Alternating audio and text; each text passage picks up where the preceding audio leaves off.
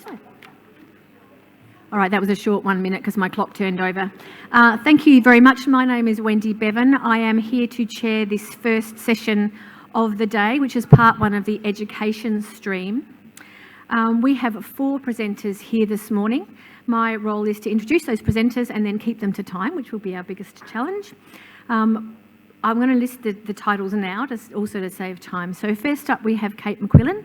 She's from mememe and has just been awarded the EEAA Environmental Education Business of the Year, so congratulations. Kate's presentation is called Change the Story, Change the World. The second presentation is Patricia Chamberlain, coordinator at the Bayside Council, and that is Empowering the Next Generation, Sustainable Fashion Youth Engagement Program. Third up, we'll have Sarah Child from the Byron Shire Council, Small Scale Reuse Systems, How Can It Work?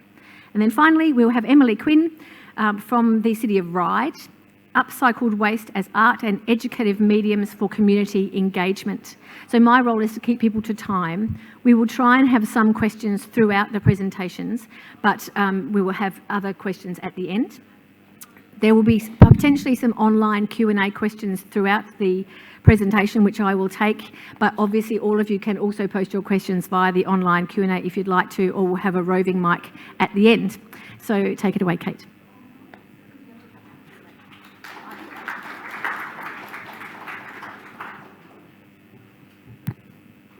Hey, good morning, everybody. Not so much a presentation as a yarn, I think. I think that's where I'm at. Sorry about the angry gnome this morning. He was fired up, wasn't he? It's good. Said good stuff, but some honest stuff. So I was born and raised on the lands of the Kulin Nation at the foot of Mount Dandenong, whose original name is, and this is where I'm still struggling with language, Kohan Warrabu.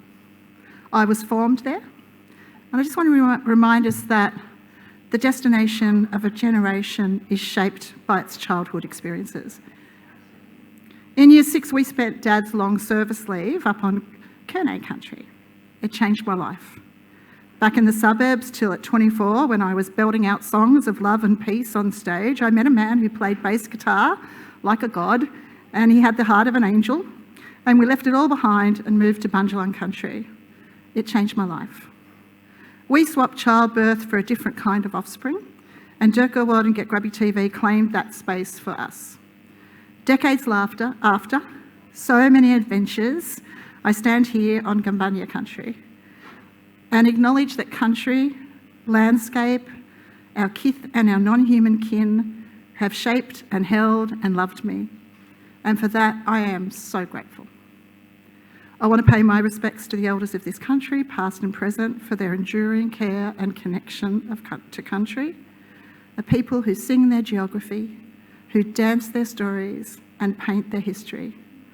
I also acknowledge all First Nation people here in the room and online at home. I connect and wonder and dream and care my way through my days, searching for ways to express reciprocity for this incredible life-supporting ecosystem, my reciprocity for nature. So I just wanted to start off with a show of hands. Who here spends their days thinking about helping community change the way they do things? So most of us, yeah. Who does that with a council? Who does that with a business? Who does that with a not-for-profit or a social enterprise? Who loves every minute of it? Who is struggling at the moment? Who is somewhere in between, loving and struggling?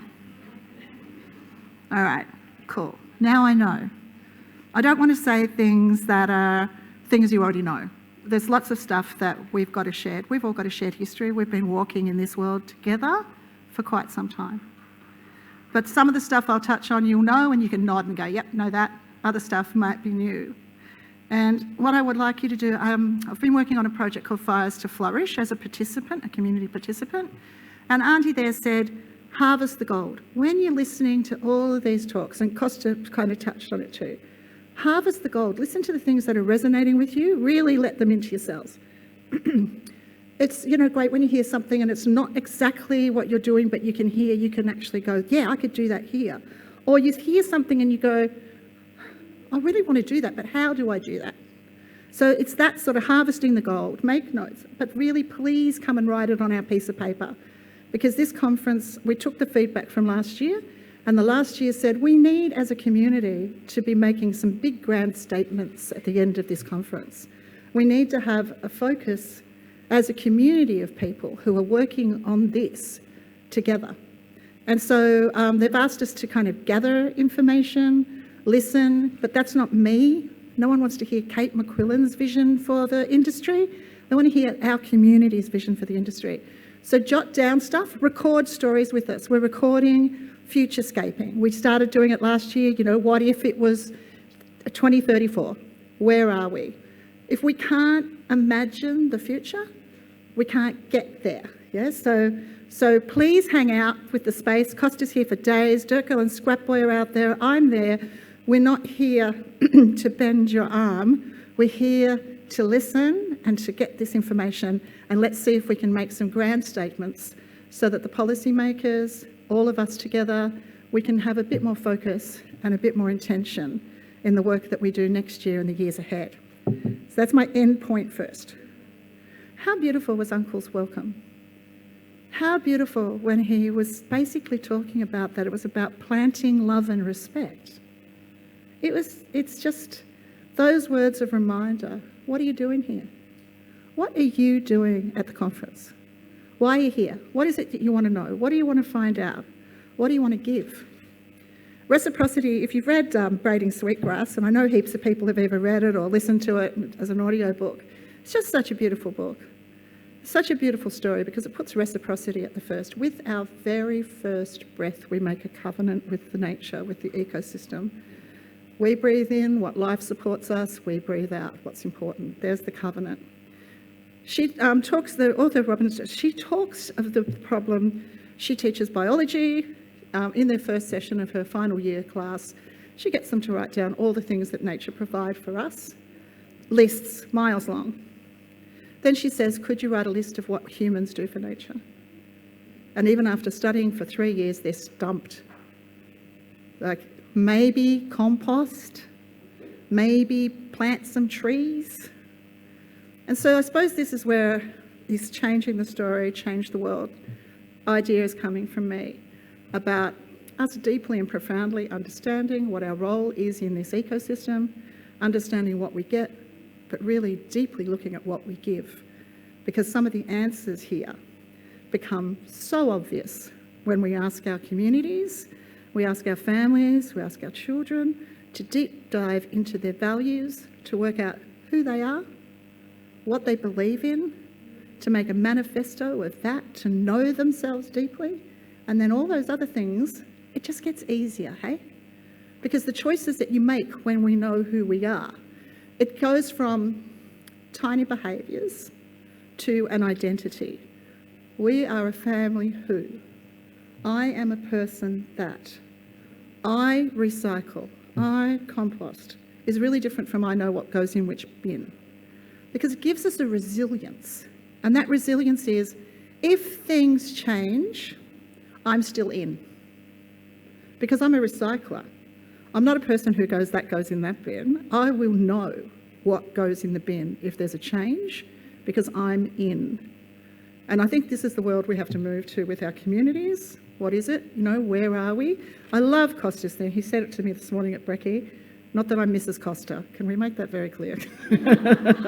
What? At Brekkie this morning when he said, this is about loving our children and the children of every species for all time. It's such a simple and beautiful thing. Now, it's hard sometimes because the harshness of the world dismisses those comments as phooey, hoo-ha, hippie, woke, spoke, whatever, right? It's not. It's just the truth, yeah? And I think the more that we actually say that this is the truth, and I think our communities know this is the truth, if we ask what's common between all of our families, all of the people that we're dealing with, they love their families. They love their children. And I think that kind of bond that is already existing, us being able to build on that is great. Whether you sell a truck or educate kids, you are in this community, and we all have to lift and raise. The economy of what we do is important, of course, but that bottom line will drag us to the bottom if we let it lead. We have to be better and bigger than that and find a way that we can have it all without impacting on the greater story. Hard work on the weekend. I don't know if it was hard work on the weekend listening to scientists talk about where we are with our climate impact. Hard work hearing all of that stuff. But there's this beautiful quote, and it's about climate anxiety, because heaps of the stuff we're starting to do with families and kids is around dealing with this worry. I like to sort of say worry rather than anxiety. When asked, this is a guy called Paul Hawken, and he says, when asked if I'm pessimistic or optimistic about the future, my answer is, if you look at the science about what is happening on Earth and you aren't pessimistic, you don't understand data. But if you meet people working to restore the Earth and the lives of the poor and you aren't optimistic, you haven't got a pulse. What I see in the world are ordinary people, willing to confront despair, power and incalculable odds in order to restore grace, justice and beauty to the world. Kind of nicer than the list of KPIs that we have to hit, hey?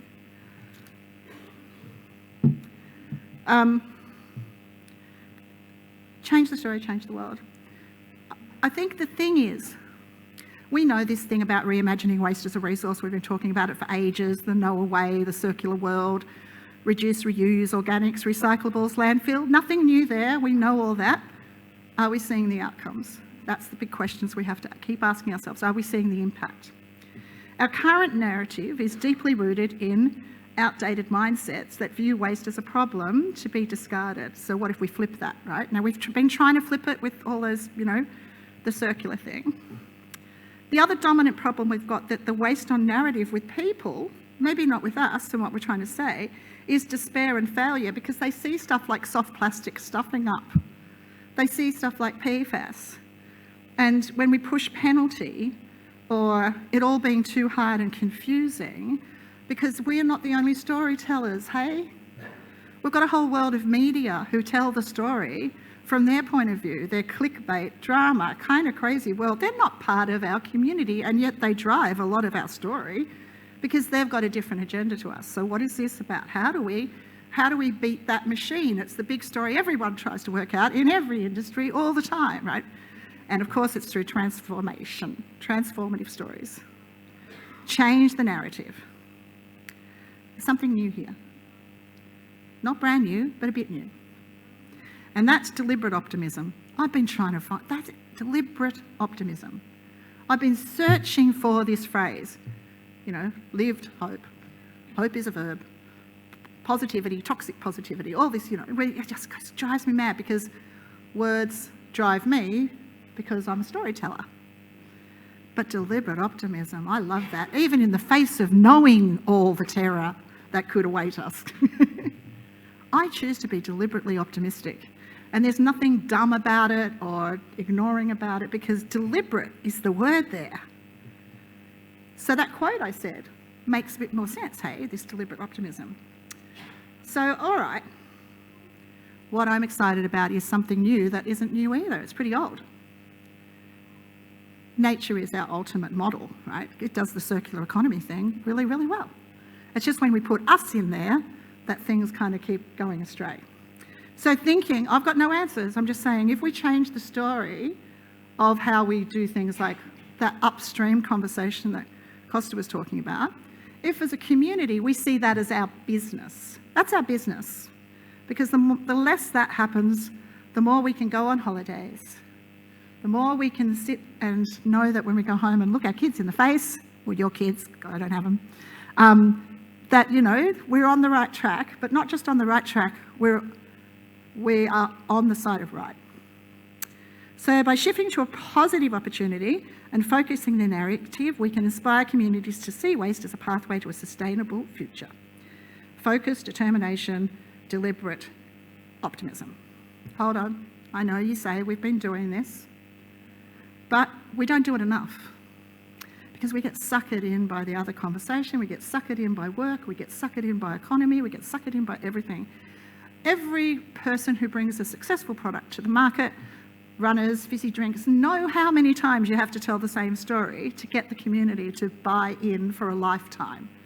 And it's heaps. Heaps. Something like 37 times you have to see something before it actually goes, what? Oh, hang on. You know, so it's like, I think we go, all right, we've got a good, catchy slogan, let's use it once. And then 6 months later, everyone changes that up. And, you know, and I just kind of go, that's okay. You want to change the stories, change your straplines, change that, but don't change this intention part, this deliberate optimism part.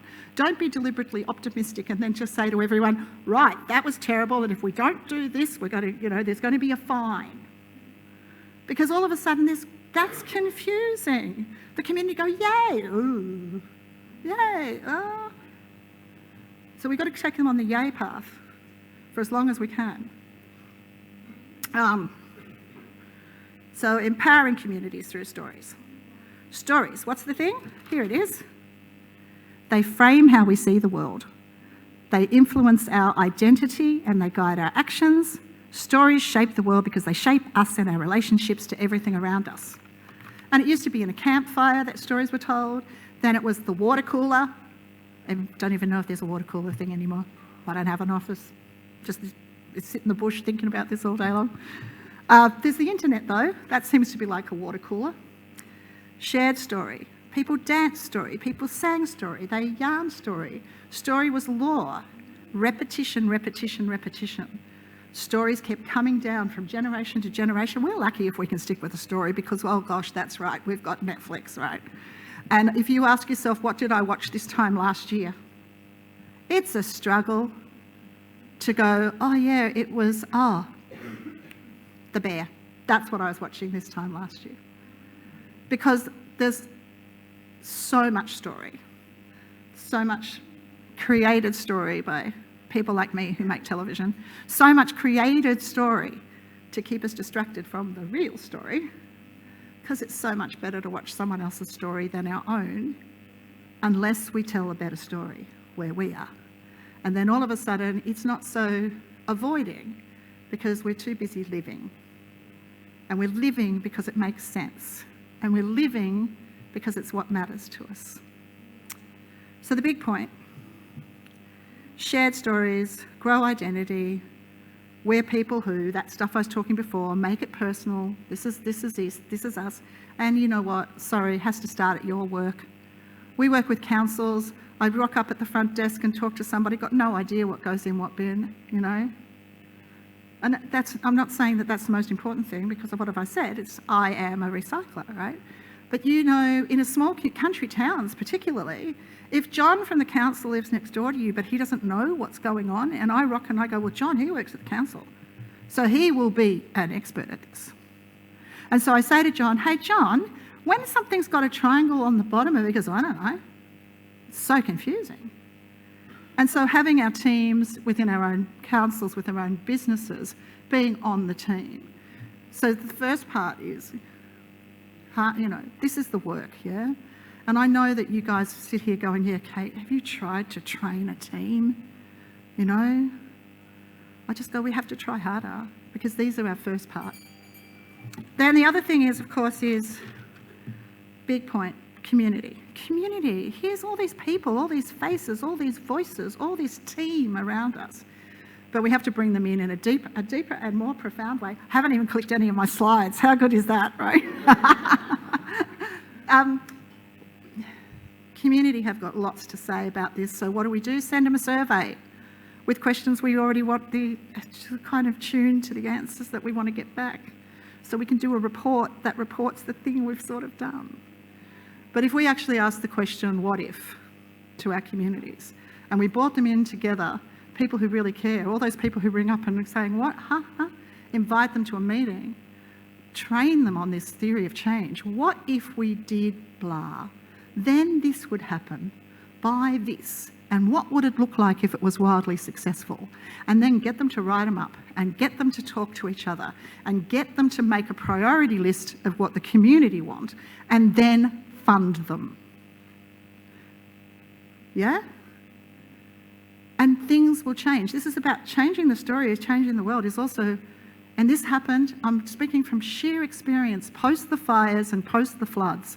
This worked. This really worked. And you know, the organisation that we were working with, we didn't know we were getting funded. At the end of this process, they slammed down $100,000 on the table and funded the 10 projects that we'd put up for $10,000, the cheapest fire recovery you could ever get in the whole entire planet, right? And all of those things have been unbelievable. So, hang out with us. We're playing the What If game all week. I've got a workshop out there on Thursday where we'll be playing it in great detail, where you do the work and I do nothing. And I really would love to see you there, because it's the sort of caper you can take back to your communities. And that's it from me. I can talk underwater about this, and I am here all week with Dirk Scrap Boy and Costa. See you there.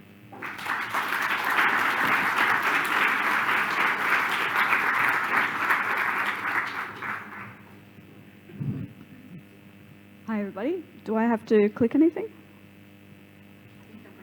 Oh. Great, so hello everybody. I'm really excited to be here at the Waste Conference, but also during Australian Fashion Week to talk about sustainable fashion.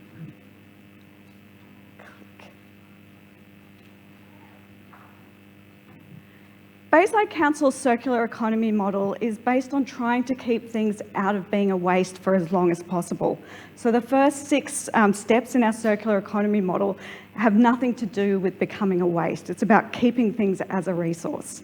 I decided today, just to be a bit fun, I'm going to explain those first 6 steps using the outfit I'm wearing today.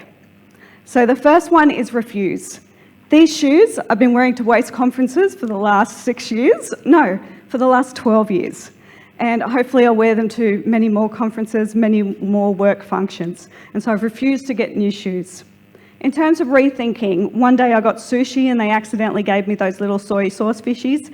And I thought, what am I going to do with them? So I took some stuff I had at home, some paints and some broken earrings, and made them into these soy sauce fishy earrings that I'm wearing today. In terms of reduce, I'm going to be reducing waste by wearing this outfit that I'm wearing today again and again. This isn't the first time I've worn it, and it won't be the last. In terms of reuse, these socks I got secondhand in Japan. In terms of repair, refurbish, when we think of refurbish, we usually think about furniture, but it can be part of fashion as well. This jacket that I'm wearing was made by one of my friends who's a fashion designer in Japan. It's made out of a jacket that belonged to her mother, and she's refurbished it with other items of clothing that belonged to her grandmother and to her as a baby. And lastly, the most important item is what I call a memory dress, which is what I'm wearing. My father passed away last year. I've also lost a couple of my aunts. And so I took items of clothing that belonged to them, and I got somebody to make me a memory dress. So this dress is made out of my dad's shirt, some other items of clothing, and some of my own clothing that didn't fit anymore but had sentimental value to me. And that's for a purpose. Thank you. So you've heard a bit about me. Now I want to hear a bit about you. So hands up anybody who's been involved or in facilitating sustainable fashion workshops for just sustainable fashion workshops. Awesome. So there's some people that have, and there's more people that will learn hopefully a few things from me and other people at the conference. Keep your hand up if you've done sustainable fashion workshops for young people. Awesome. So we've got some all from the same company, so that's awesome. Everybody here, I just want you to take a couple of moments and think to yourself, if I was to do a sustainable fashion workshop, how would I do it differently because I was looking at a young people demographic, which is people 12 to 25 years? Because that's what we're going to be talking about today. The first question you need to ask yourself, or I needed to ask myself, is why is sustainable fashion important? Sustainable fashion is important because we use a lot of clothes. On average, Australians buy 56 items of clothing a year. That's more than one per week. And because of that, we have a huge textile land problem, 20 million kilograms per year. But why sustainable fashion for young people? Well, because young people are very passionate about the environment. Young people are also a target for fast fashion. One of the reasons for this is because it's cheap and they don't have a lot of income. Another reason, I think, and we heard about it this morning, is because it's really hard being a young person. And fast fashion can make things easy because there's so much choice. So I think it's our responsibility as educators to find a way to make sustainable fashion fun for people so that young people want to gravitate towards it. I thought of a quote this morning when I was listening to Costa that I actually heard somebody else, Jennifer Robertson, say once, which I think is really important.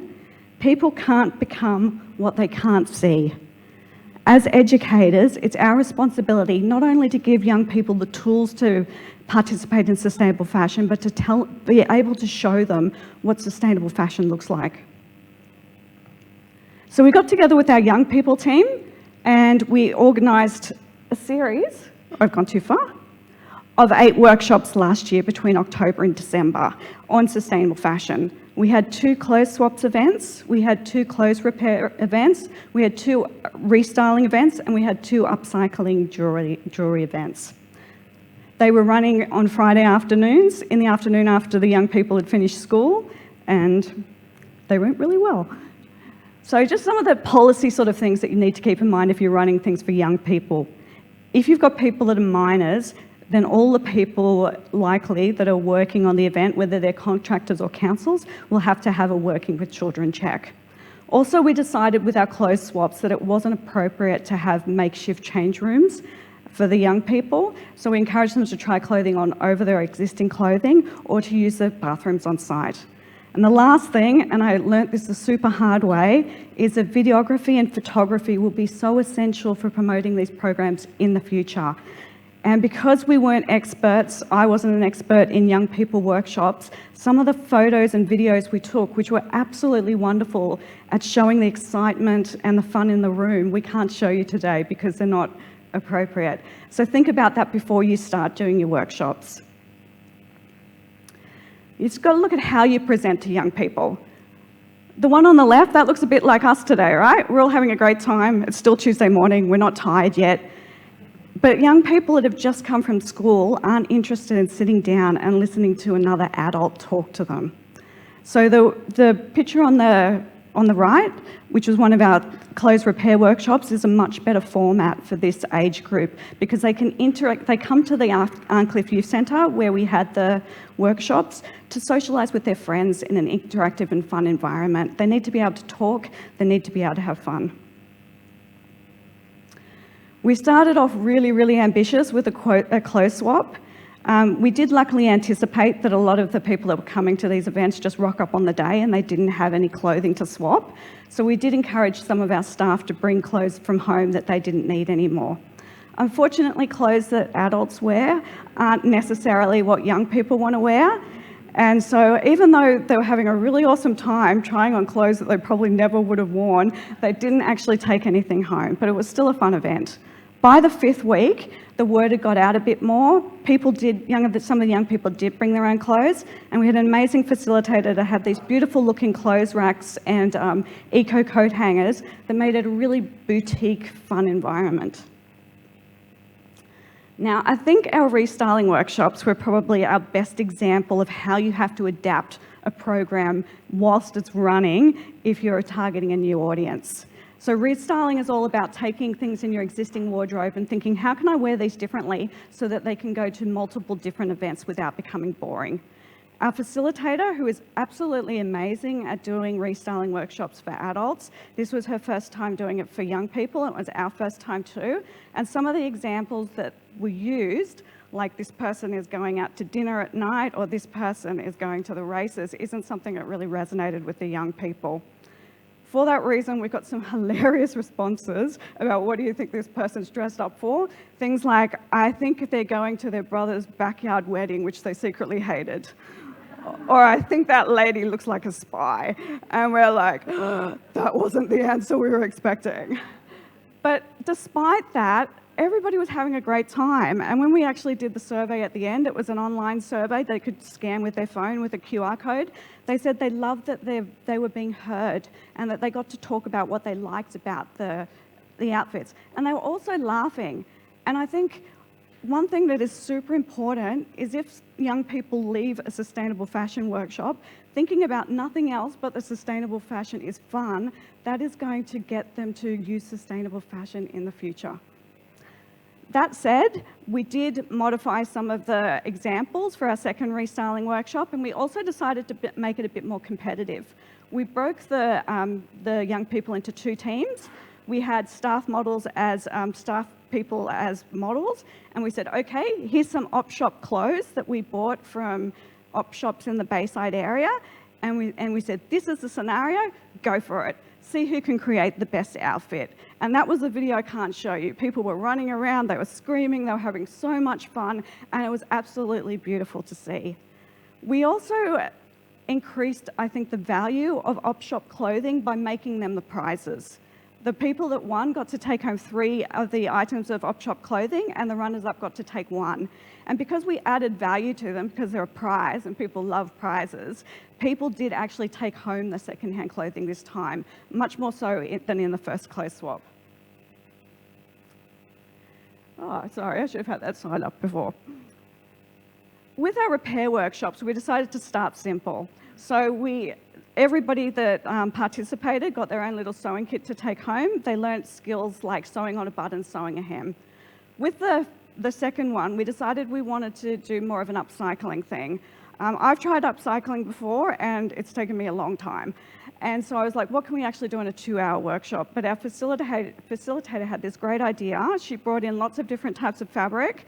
She encouraged people to draw their own patterns and then sew it onto clothing, like you would sew something over a hole in one of your pieces of clothing. And because of that, the kids just exceeded all my expectations. You can see the beautiful unicorn up there. You can see the heart that's been embroidered over a hole in fabric. And so even though it wasn't a classical sort of upcycling workshop, we have given them the tools to become upcyclers in the future.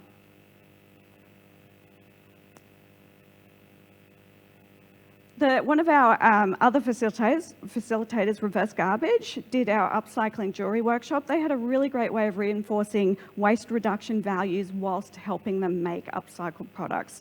They had a lot of discarded materials that they brought that they could use, but they told us no glue. And I'm like, what? How can you upcycle without glue?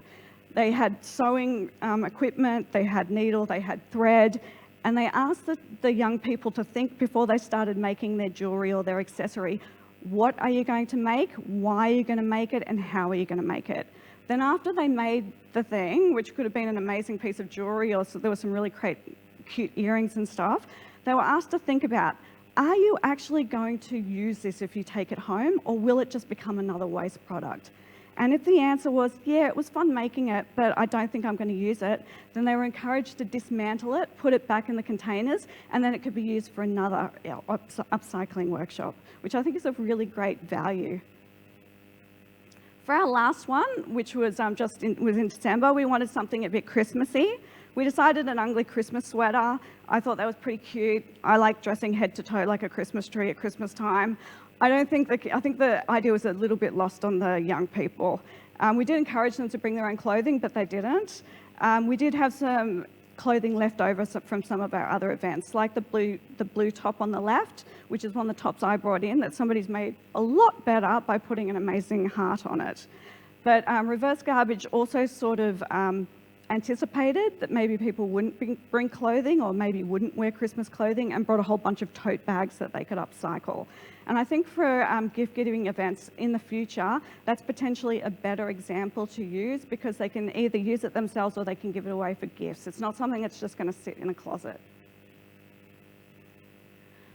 I would strongly urge anybody that's thinking about doing these sort of workshops to use every expert you have at your avail. I like to think that I know a lot about sustainable fashion. My team, the sustainable waste team, knows a lot about waste. but we didn't know a lot about young people, and the young people team was invaluable to make these workshops run smoothly.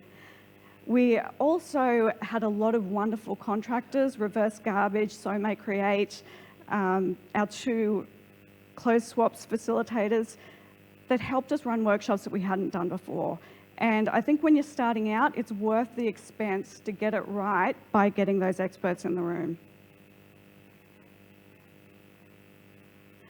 So we've got about 90 people attending the workshops. We were happy with that. The majority of people were between 14 and 16 years. The majority were female, but there were a couple of males that were having a great time participating as well. But in the future, to increase the value for money for our ratepayers, we would like to attract larger audiences. There's some ways that we think we could do that. One is by having all ages events. We're currently, we just advertised our first clothes swap for all ages, and we've already sold out at 130 tickets, which is very, very exciting. Thank you. So there's obviously a need for that. One of the other ways we could do it is by more frequent workshops. Like what I said before, you can't be what you can't see. This is a drop-in sort of centre. If they see that people are doing sewing workshops and upcycling workshops, a lot of them didn't even know about sustainable fashion before they walked into the room. If we did it more frequently, they would become more used to it and how it could be useful for them. Another way is we could incorporate it into our schools program. I was talking to somebody yesterday, Brittany's already doing that in schools with Hornsby Shire Council, which is amazing. We could sync it with other gift-giving events, things like Mother's Day, Father's Day. There's also events where people want to make costumes, like Easter parades or Halloween, and it could be really fun to do an upcycling workshop around that. And we thought about also, yes, subsidising external events. We could potentially say if there's an event being run outside Bayside Council that we will subsidise the tickets for people that are Bayside residents. We could do more promotion. And the promotion is where you need those really amazing photos so that young people and the general audience can see them and go, wow, this is something that I never would have thought I wanted to do, but I've seen these videos and photos and now I want to do it. And the other way we could do it is by increasing the value of clothes swaps. This is a personal passion of mine, by incorporating different workshops as part of that clothes swap. You could have a repair workshop before the clothes swap so that people had the opportunity to repair clothes that they wanted to donate to the clothes swap. And you could also have an upcycling workshop. I think I stole that idea from City of Sydney at the end of it, so that people could choose clothing at the clothes swap that maybe wasn't quite their thing, but they knew that they could upcycle it into something that they absolutely would love. I just want to emphasise again how important it is for young people. Like, I was trying to do the maths this morning, and like some of these young people could still be sustainable fashion advocates in the next century. You know, like I was a young person in the late 19th century. We could be talking about sustainable fashion people in the late 20th century. And these people, young people, pay attention. They pay attention to what's going on around them. They're trying to create their identity. And if you can show them a way to create their identity that is sustainable and that is fun and it allows them to express themselves, then they're going to be educating their peers. They're going to be educating their families. They're going to be educating everybody. And lastly too, I think we sometimes underrate the value we can have ourselves. I think I stole this from Costa in 2022 in his talk. The people learn by watching what you do. They learn by your own values and your own truth. And it doesn't have to be part of a workshop. If you live your sustainable fashion values every day, if you're excited by that, if you have fun by that, if people say, where'd you get that outfit? And you're like, I got it at an op shop. Or if people see you wear the same outfit multiple occasions and just with a little bit of different jewellery, do your hair differently. If they see you upcycling, then that is what's going to attract them. That's what people say to me. That's how I got into sustainable fashion, because I didn't have a lot of money, and then suddenly people are asking me, where'd you get that thing? And it's like, oh, it belonged to my mum because I couldn't afford a new dress. And they're like, wow, it's better than a new dress. So I'd like you all to, at the end, which is now, to go away and think, how can I be a sustainable fashion advocate? And how can I make it fun for myself?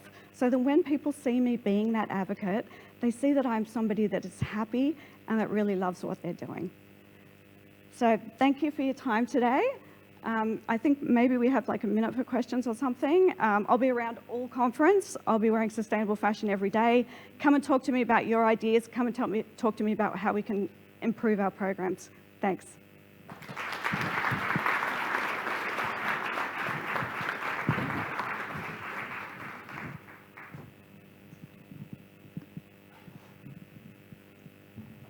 We do have a minute or so for questions for Patricia now, but we will also have more time at the end. Is there any immediate questions right now? No? All right, we'll move on to our next speaker then. Sarah?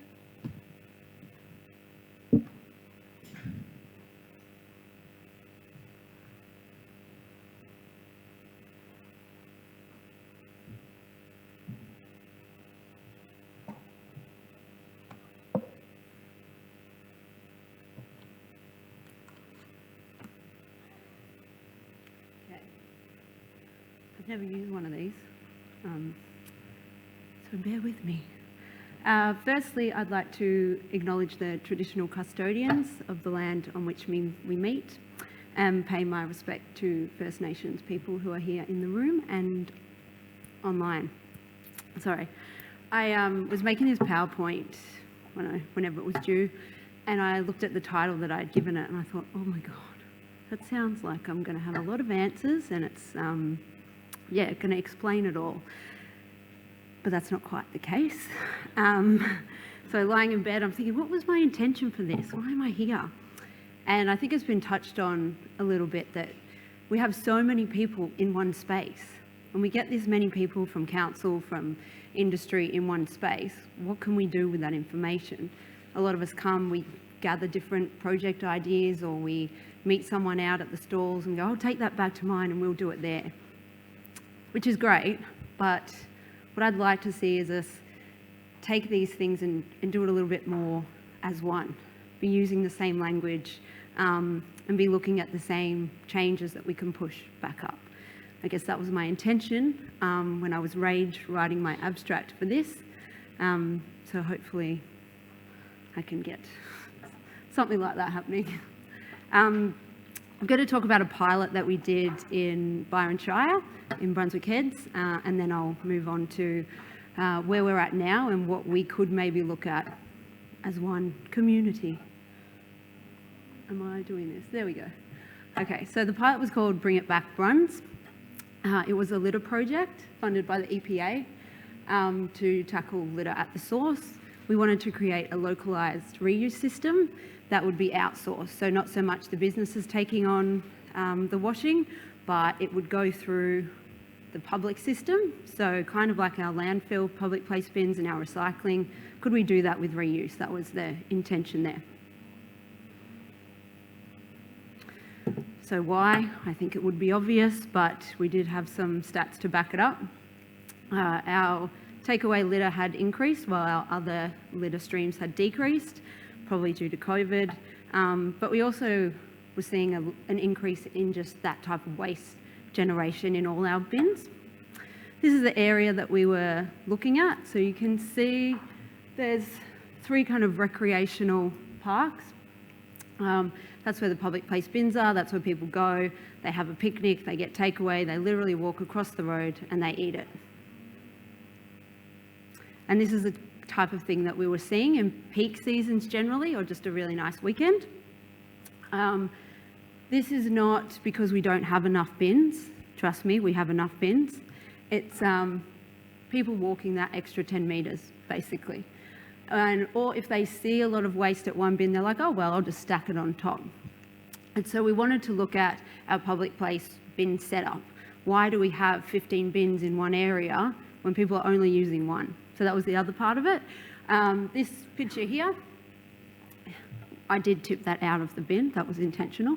But we did an audit as well that found over 50% of the waste in our public place bins was single-use takeaway packaging. So it's a lot of stuff to dig into the ground. So what do? Well, we thought we were really clever and we would collaborate with the businesses.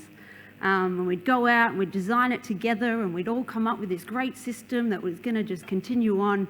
in the little town of Brunswick Heads and become a leading reuse system. So face-to-face engagement, a little bit of door knocking. Hey, did you know we've got this new system? Did you know that this type of packaging can't go in the green bin? Oh, this is what we'll do together. No thanks. Seems like a bit of extra work for us. So that didn't really play out the way that we had wanted, but we tried a few times and we got 2 businesses to sign up initially.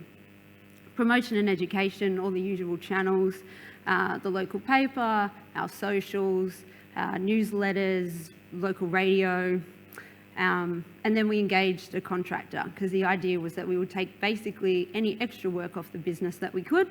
So we'd have a contractor like we do with our waste collections contractors, and they would collect them, wash them and redistribute them to the business. We ended up with Green My Plate, if anyone knows of Green My Plate. Look them up. And then we had to source containers and cups, which was actually really difficult because most things come from overseas. And so we wanted to figure out what would be the best choice, what was going to be similar to what we already have, what's crappy enough that people don't want to steal it, what's nice enough that people don't throw it in the bin. We installed bin sensors to figure out if our waste generation was actually going down. We developed resources, which I did bring just because I had extras, so I've got a bit of show and tell, if anyone wants to look at them later. And then we designed the collection bins, or we installed some collection bins. When we went around for the face-to-face engagement, people didn't really understand what we were talking about. We overestimated how much people knew about reuse and even just that terminology. People sometimes use the word recycling, or people just said, oh no, we're fine, we do this, don't worry about it. So we made a video, as you do, and I don't know if I'm going to be able to get it to play. There we go. Just simple to show, this is what would happen. We did not have a truck. We had a trolley. It was walking distance, so we could just trolley around. So that was to try and explain it. Still, there was a lot of hesitation there. This is just a collage of how it kind of looked in practice. So what we found, we only had our 2 businesses ready to sign up. We wanted 4. And we were getting a little bit of resistance and some misunderstanding, so we thought we'll just do it. We will set it up, we'll do it, people will see it in action, then they'll come to us. And that's what happened. So this is it in action. You can see the collection bin down the side there. We wanted to put them near public place bins, but not right next to. That's Sam, who's trolling around collecting. We've got our resources up in the middle, bit of washing. We had banners put at the entrance, both entrances to the town, and this is the kitchen. So we used a local hall.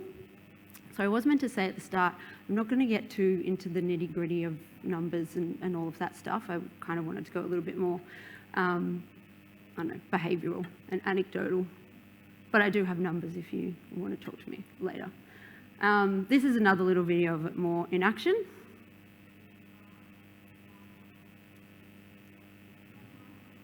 So we got a little bit of socials.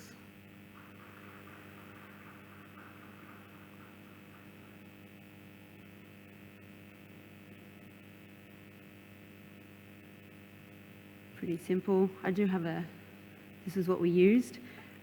This one did change colour. It was part of the design. We didn't know that, so that raised a few questions, but not too many. This video melted my heart when I first saw it. It was one of our biggest hauls, I guess.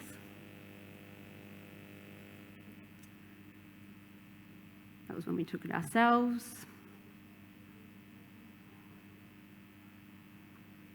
That was one of the events we did. It's pretty simple. You just put it in the bin. So that bin there with the orange cover was introduced after the other 3 permanent ones because we're getting different businesses and we wanted to have some bins closer to them.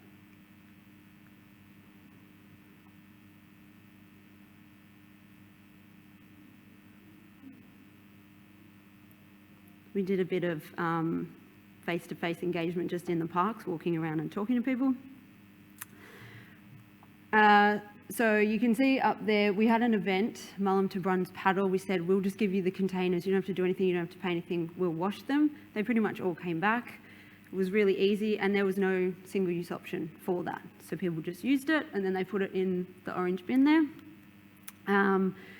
The rest is just some of the things that were served up in the containers.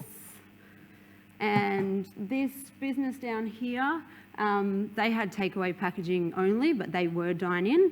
So when they saw what we were doing, they came to us and said, can we do it? And that's when we really saw an increase in our uptake. So the results.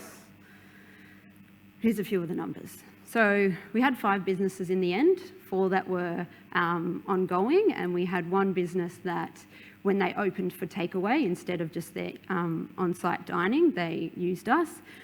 We had 2 events, or we had 1 launch, I guess, weekend where there was an event on, so we attended that, and then the other one was the Mullum to Bruns. 3 of the businesses continued after the pilot stopped. 2,907 reusable items were collected and washed and counted by Green My Plate. People were able to take their containers back to businesses, and so based on what the businesses told us, we pulled those numbers together, which made 5,787 single-use takeaway items avoided. We're including lids, straws, the container, the cup. We did see a reduction in litter according to our bin sensors, and we saw a reduction in takeaway litter according to our local litter checks.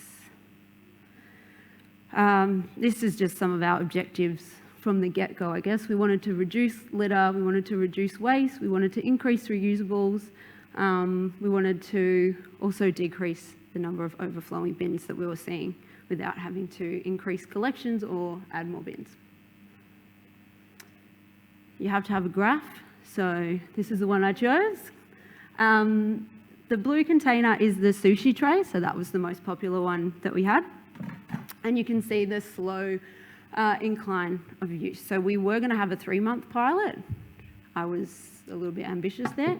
We had to extend to 6 months, and I think had we gone 12 months, we probably would have seen a pretty steady change in the amount of reusables. Okay, so challenges and learnings, I guess this is the stuff I wanted to get into a little bit more. Why are things working? Why don't they? I think most of us know what the challenges are with reuse. It's a big cost. Initially, there's pushback. Why does anybody have to do it? They don't. There's compostable, apparently. And how then do we make that sustainable? I guess that was what we wanted to find out. We got some answers, we got some confirmations, but I guess we also had some extra things that we had to look at and work on.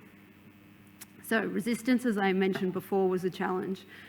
Why would people do it if they don't have to? Even if it's free, even if we're doing most of the work, even if we're promoting them, even if it makes them look good, that's a bit too much extra. We've got how we run, and that's what we do.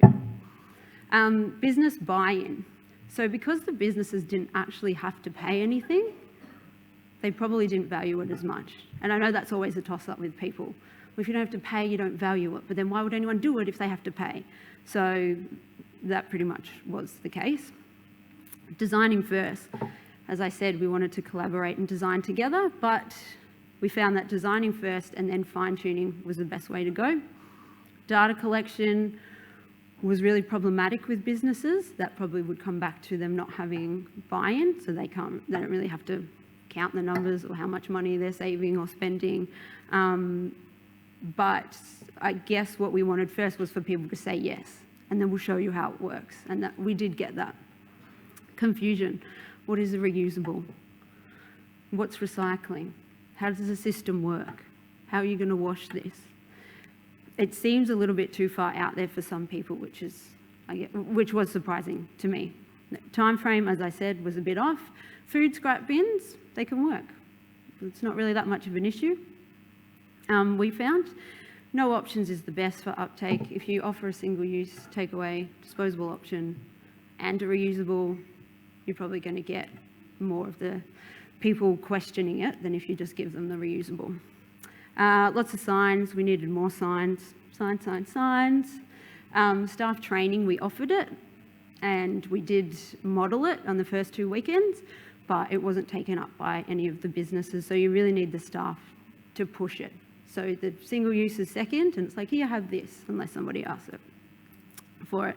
The visibility of it. So visibility of it being used, again with the signs, but also the bins. If the business could point to the bin, it was easier for them to get the return there. Controlled locations is always easier, but we went for the free-for-all model. Let's see if the trust system works. It does a little bit. Incentives didn't really work. We tried to do plastic-free July. We'll give you, if you promote it more, we'll give you free, like we'll give people free stuff. Nobody took us up on that. So there were a few findings there where we thought, oh, I thought that would just work easy, but free stuff is not as wanted as one might think. This is where the confusion kind of sets in. So I just wanted to show these because we had people specifically go to a reusable container bin and put their single use in there. So I don't know what they were reading and what they were seeing or what they thought was going to happen at the end, but they did specifically go there because they were empty and it was just the containers. And you can also see that the food scraps, just other people who were at the park were using the food scrap bins, which was great. Okay, so the big picture stuff, I guess. Some people might be thinking, well, what happened? Is it still going? Not really. And it was just a pilot. We knew we couldn't fund it forever, but we wanted to get the information to say, is this feasible? Would people return it? Could we collect? Because we cannot keep collecting to dig stuff into the ground. So we did get a lot of those answers, but the nuts and bolts of it would probably have to be investigated a little further. So how do we do it so that people will take it up, so that there will be no confusion, so that it will just become the normal? That was the real intention, to normalise it. So consistency in our systems. A lot of us are starting pilots. A lot of us we've got our own, catchy names, or there's a company that's coming in and is going to give council a great deal on this.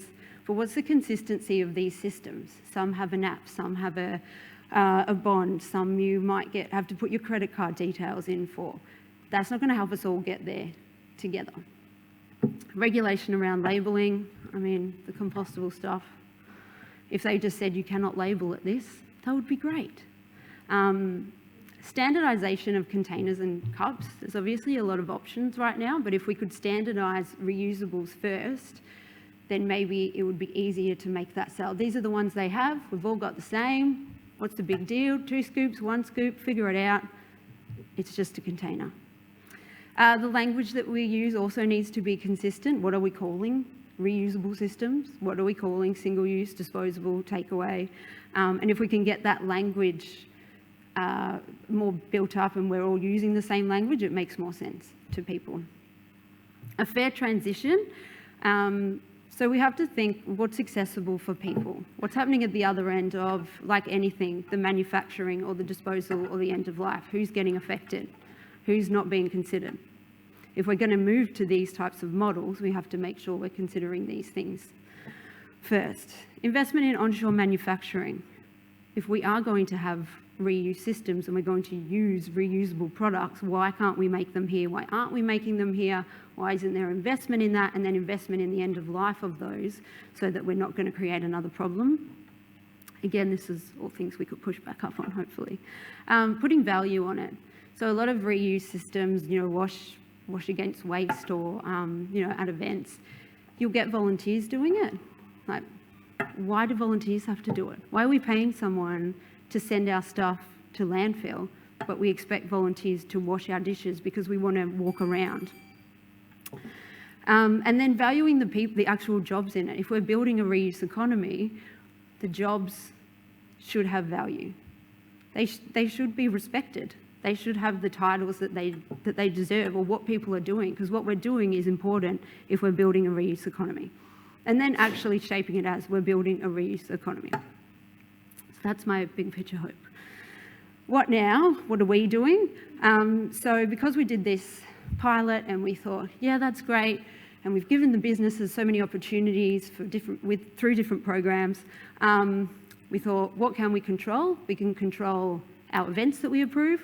We can control the land that we manage. We can control our own operations and our own buildings. So we are going to get rid of problematic single-use packaging and materials in all of those spaces. So that'll be all of our events, all of our markets, some of our, not preschool, early learning centres, all of our own operations, our buildings, our staff behaviour. So you probably can't, can you see? I don't know if that's legible, but these are the items that we're getting rid of, and come this June 14, that will be in place for our operations, and December 24, that will cover all of our events. So we're working now to get some systems in place, look at some infrastructure, the mapping to figure out where's our local kitchen that we can use and how will that work so the whole Shire can have a reuse economy. And that's that. I hope all of that made sense.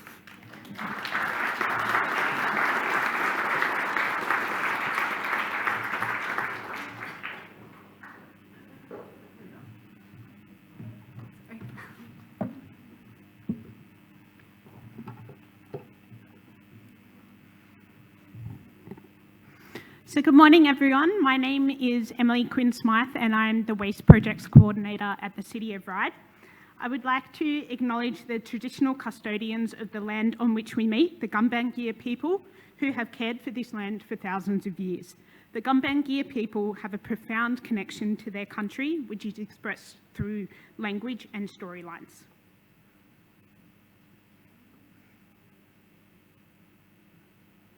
Today I will be talking about the captivating world of storytelling, the pressing issue of waste, and the transformative power of art. Storytelling, waste, and art all converge in the Sustainable Waste to Art Prize.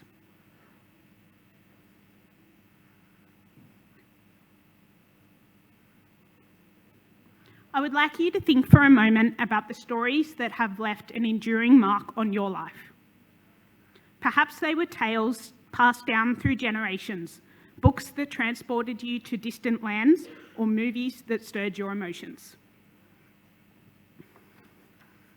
Research shows us that stories have the power to captivate, educate, and inspire. They shape our beliefs, influence our actions, and connect us to one another.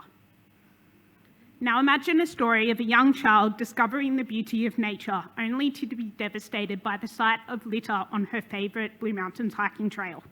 This experience, amongst many others, led me to where I am today, working in the field of sustainability.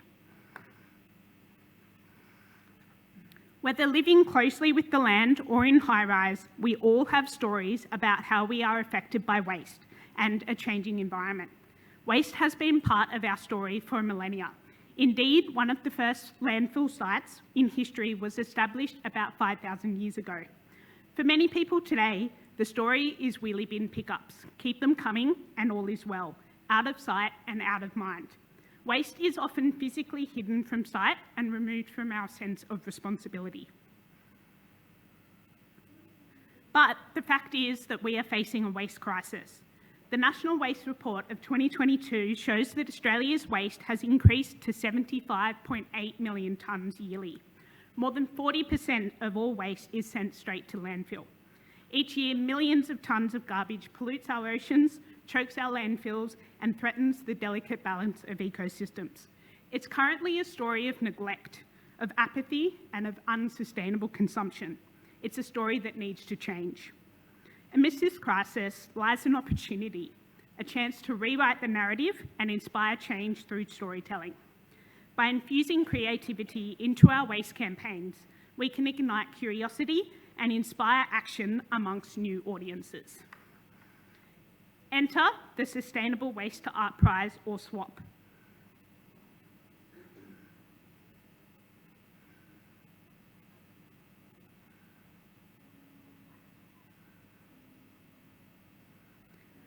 So this project recognises the power of art to transform not only physical waste materials, but also behaviour. It challenges us to rethink our relationship with waste, to see it not as something disposable, but as something full of potential. This yearly community art exhibition and competition aims to educate, inform, and challenge the way we look at waste. SWAP is a multi-component integrated project. For the rest of this presentation, I will discuss the logistics of SWAP, how we integrate this project into the heart of the community, media and communications activities, and community engagement. I will share the results from last year, the challenges and solutions, and finally, the future directions and goals for SWAP. In SWAP, we engage the power of art and storytelling to communicate complex ideas and engage emotions in a way that words cannot. For example, 2023 entrant AJ Goff speaks about his piece, Stop, a Sign from the Earth. Walking my dog along Curl Beach, I began to notice bright fragments surfacing from the grounds of the old tip. Each day I began to collect a handful or two. Handfuls became bags, bags became buckets. I feel a deep connection to this area, and I could see how the ecosystem was suffering because of anthropogenic influence. I started a beach clean, I volunteered, I talked to the people around me and avoided plastic where I could. Increasingly frustrated with the disinterest and inaction of those around me, I began to express this agitation through art. So in SWAP, we invite people to see waste not as the end of a story, but as the beginning of a new narrative, one of innovation, resourcefulness, and sustainability. In SWAP, artists must utilise waste in the creation of their artwork or functional object. New or non-waste products can only be used for assembling the work, including for binding, bonding, and adhering. We encourage artists to use problem waste such as soft plastics and e-waste. Other requirements include specifications about size and weight, that artworks must have been created within the 2 years prior to the current competition, and that there are a maximum of 2 entries per person. These requirements are all listed on Council's website. There is no specific theme each year, and artists are free to choose their artistic subject within environment, sustainability, or waste topics. The SWAP project team consists of 3 to 4 council staff. We also partner with Meadowbank TAFE and local artists. TAFE staff and arts administration students curate the exhibition. Students learn valuable skills in managing exhibitions, and they communicate with art professionals. This exhibition is actually integrated into the curriculum for the TAFE certificate, so the certificate for in museum and art gallery administration, and students are assessed in the planning, installing and demounting of the exhibition. There are a series of waste to art education workshops in the school holidays for the community in the lead up to the competition, and these workshops are delivered by local artists and workshop provider Michelle Robinson, the creative teacher. In addition to these face-to-face workshops, we have a whole lot of communications activities for SWAP. These include social media posts, design collateral, website updates, e-newsletters and digital advertising. So a strong partnership with the Council's media and communications team is essential. There are media screens at the shopping centres and bus stops, and banners displayed in prominent locations throughout the municipality. Design collateral are translated into the key languages for our region, helping to reach culturally and linguistically diverse communities. Each year, a school engagement campaign is carried out, targeting the 37 local learning institutions in the area. These include primary schools, secondary schools, TAFE colleges, and Macquarie University. And all of these institutions are sent an education pack. And this includes the SWAP Educational Guide. So this guide is a valuable resource for teachers and for students who are interested in creating art projects using waste. So all of these projects and activities in this educational guide are aligned with the Australian curriculum and the New South Wales syllabus, and they can be adapted for any audiences, including adults.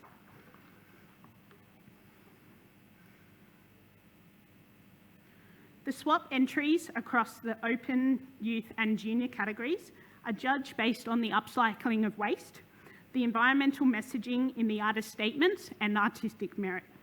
The judge panel includes council and Meadowbank TAFE staff and local artists. This brings the community into the heart of this education campaign. The total prize pool is $5,000. There's also a people's choice, which is determined by the entry with the highest number of votes cast by the public. The winner of this award is published on Council's website after the conclusion of the exhibition. The The waste artworks continue to have a life beyond the competition and exhibition. So for example, in 2022, the federal member for Bennelong, Jerome Laxale, loaned 14 of the artworks, and he displayed these in his office in Canberra. City of Ryde and the Meadowbank TAFE do not take any responsibility for facilitating the sale of swap artworks, and any sales are made directly between the artist and the buyer. In terms of the stats, so the swap project started 14 years ago, and it's consistently attracted over hundreds of entries each year. Last year, we had 167 entries across the open, youth and junior categories. 80 were selected for exhibition at the local gallery. The gallery was open for 2 weeks, and we had over 600 visitors. In 2023, for the workshops, we had 150 registrations and 106 attendees to the school holiday workshops. In addition, we had 70 people take part in the Sustainability Festival workshops, and this event is really important because it is a festival that is highly attended by over 1,000 people each year. The social media posts and the e-newsletters have a significant reach, and direct emails are sent to local community groups and networks, encouraging them to bring into their networks and share.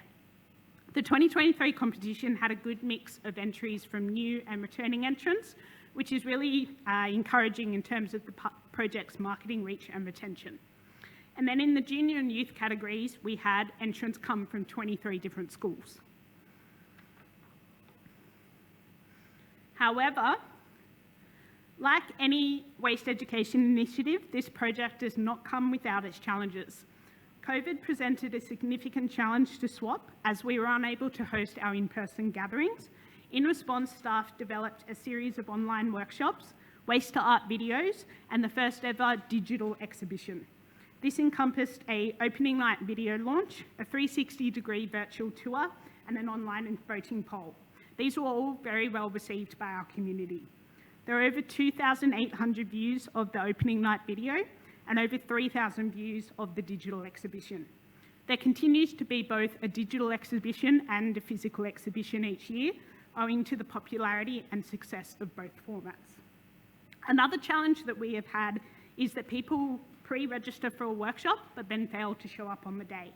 Text message reminders and a small refundable deposit have helped to reduce no-shows. So our future directions and goals for SWAP include measuring behaviour change of the entrants, the exhibition and workshop attendees with surveys, and quantifying waste diversion through the project. In the entry form, entrants will be asked questions about the type of waste that they use to create their artwork and the number of items that they have used.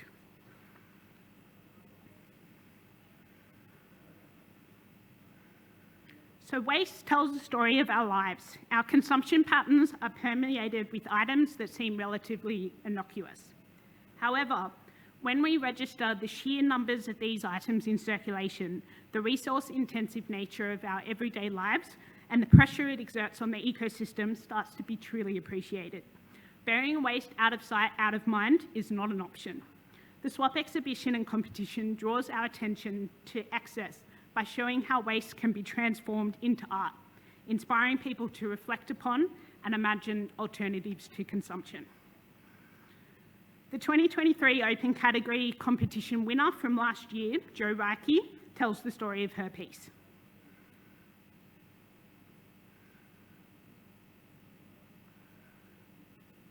This work is inspired by my travels internationally and by cardboard art. I've explored the relationship of packaging and the dwellings we call home. Our homes tend to accumulate a great deal of packaging in various forms. Packaging contains, protects, and identifies its contents, as do our homes. Packaging is mostly durable and often not biodegradable, as our homes are built to last a lifetime. To appreciate the packaging contents, it needs to be opened and explored to evaluate its worth. I'm not talking about the size and the style of the homes here. That's not what matters. It's the people that live within and the richness of the stories that they have accumulated over time.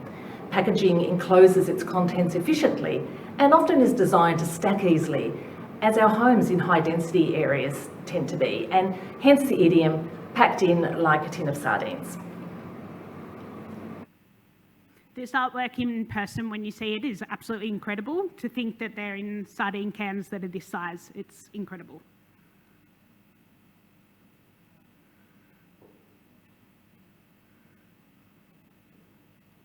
So in conclusion, storytelling, art and waste may seem like disparate topics, but they are deeply interconnected. Through storytelling and art, we have the power to change hearts, minds and behaviours. So let us harness the power of storytelling to change the narrative of waste, inspire action and build a more sustainable world for generations to come. It is up to us all to change the narrative of waste. I'd just like to say thank you very much to all of the artists. So all of the pictures that you've seen in today's presentation are from the SWAP artworks. And thank you all for listening. Any questions?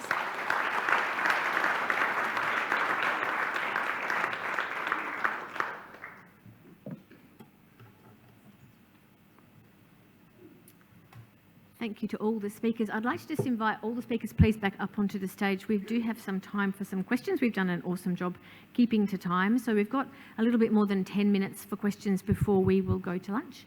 So I don't think we have any questions coming in on the stream at the moment. So there will be a mic roving around, up the middle there.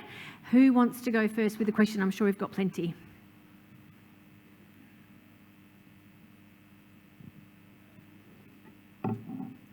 Great presentations. My question's for Sarah. So in terms of a reuse system, you alluded to the fact that you had a low attrition rate, but I'm keen to understand, I guess, how you kept the reusables in circulation as opposed to there being, leakages in the system. Yeah, I mean, there were definitely leakages. I was moving out of my house and my neighbour had 4 as she was packing up. But I think that visibility was really good out the front of some of the businesses when we had installed a few more bins. And I think, and the same was with the business that had mostly takeaway initially. They could just use it there. So that helps when people can see it. Not using lids as well was kind of, I think it's harder to, what am I going to do with this tray instead of like, this is a handy container. So just doing that. And I guess the education came around, but it took a while. And I'm sure there's plenty in people's homes. And I would imagine that once you saturate with reusables, people don't want them at their house because people are always trying to clear out their Tupperware cupboard. So that's what will happen. But it's at the moment, it's a novelty. So yeah, a lot of it was the visibility and the education. And I think it also helps when you've got the staff who are pushing it. And there's always some that, they're just there to get paid, or maybe they don't know, or maybe they don't feel confident. So yeah, those would be the main ways it got returned, I guess.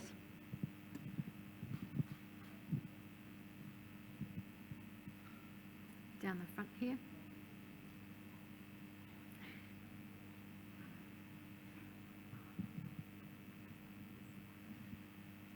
Yeah, thank you to all the presenters, lovely presentations. My question's also for Sarah.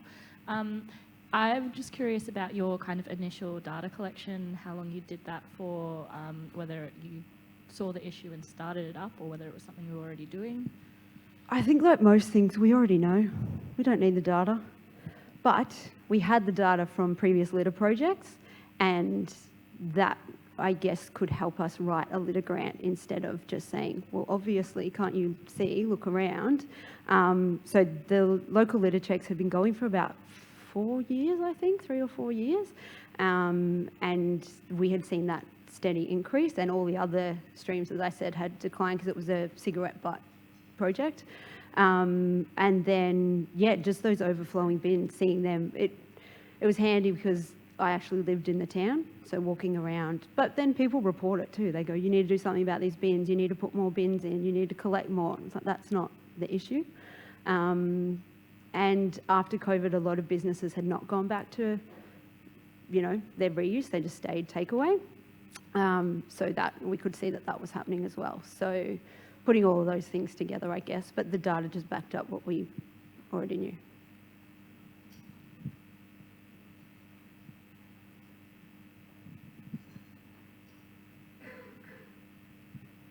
Yeah, following on with what you're saying about dealing with events in the municipality, like you can control, you can't do this, you can't do that. My thought is, and I didn't mention this earlier when I was speaking, but taking it up the chain, like in terms of policy and guidelines, where you say, okay, what do you see the council, or do you see the council capable of saying, all right, well, if you want to have a restaurant or if you want to have a cafe, you can't have single-use plastic or single-use containers. Like, where do you see the space for that kind of legislation to come in and say, well, we in Byron don't want single-use, so let's legislate and let's take it up the chain. Yeah, I mean, that's the plan and the dream, I guess.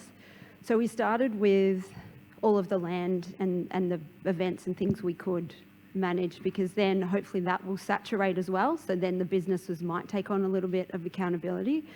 The other way we could do it, and we've talked about it, is if there's subsidies for businesses that do implement reuse, or there's charges for businesses that are contributing a lot to the public place bins, because we're basically just subsidising their waste. They create it and then we just collect it for them and take it away.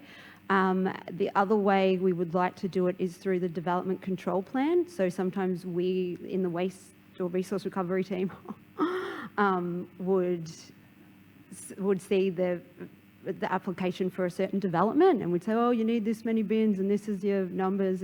But if we could change the development control plan to say, if you are a takeaway business, you must have reusables for anyone seated, that would be the first step.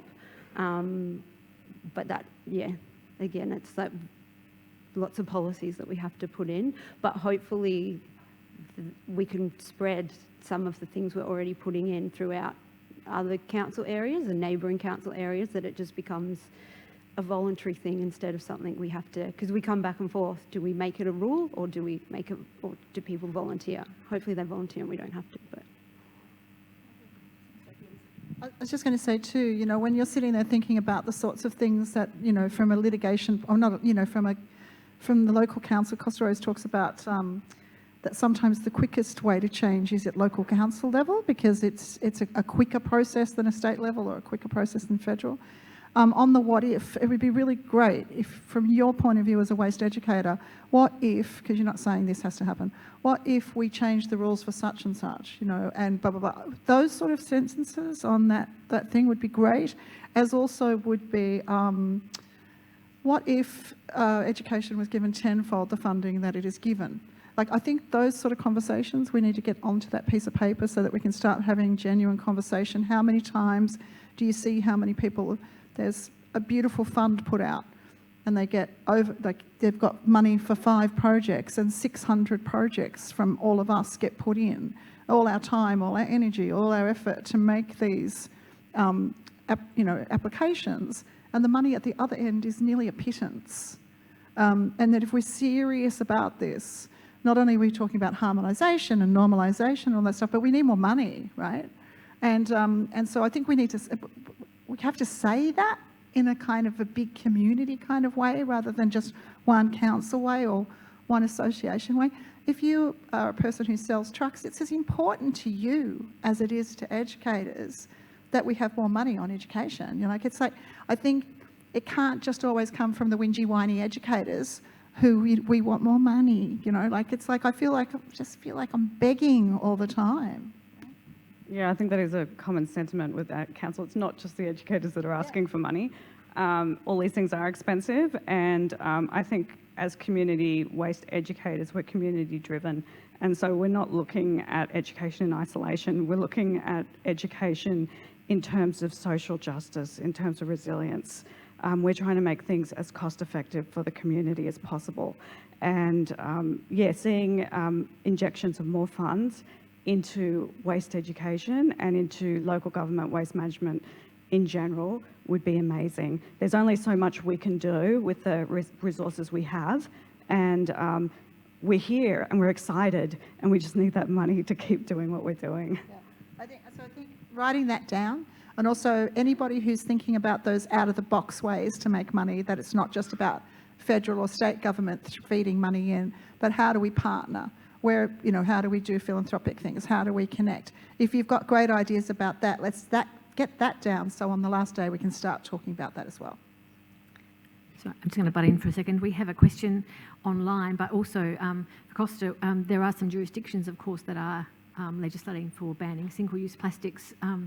Speaking from South Australia, they are looking at coffee cups this year as the next wave, and which leaves compostable ones, which I know is vexed, but the Minister has in fact suggested that she will ban all single-use coffee cups. So yes, it's complicated. Now the question from the online, it's for Emily. What advice would you have for another council wanting to start a similar art program? Definitely working with the community that you have available to you. So definitely, tapping into those schools, tapping into the educators, because we contract out those services and those workshops, because they're the artists, they know how to be really creative. So definitely I would say collaborating with all those people that you have in your community.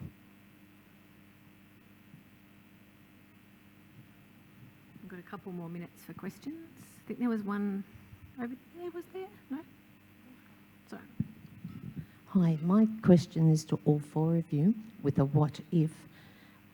The programs that you all have can be taken down to a lower level in primary schools, because we have what's nude food, so that they don't bring